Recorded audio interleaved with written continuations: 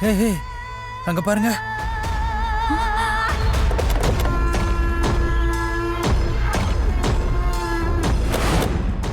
யாருடா இவரு?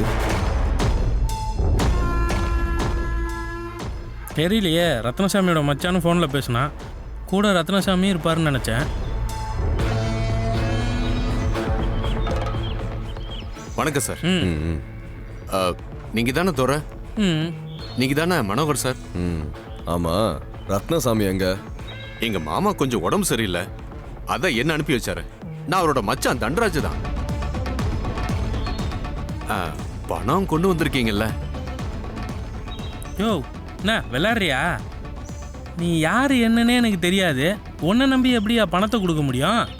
ஏங்க, என் மாமாக்கு உடம்புக்கு முடியலங்க, அதான் என்ன அனுப்புனாரு.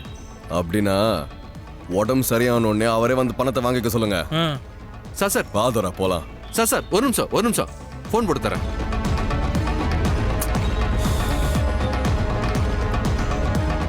ஹலோ மாமா. சொல்லுடா. அவங்க வந்துட்டாங்க, உங்ககிட்ட பேசணும்னு சொல்றாங்க. சரி, போன் அவங்கள்ட்ட இருங்க ஒரு நிமிஷம்.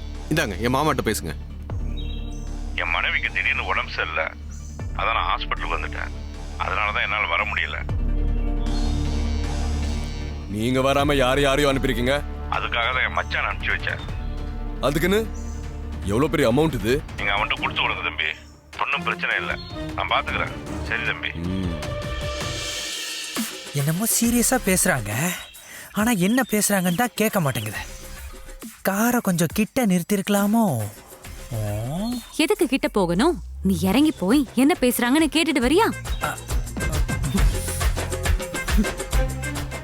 சரி அவர்கிட்ட கொடுத்து அனுப்புறோம்.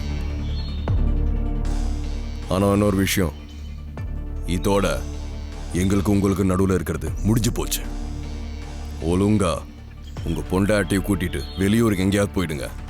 அதுதான் உங்களுக்கு நல்லது. புரியுதா?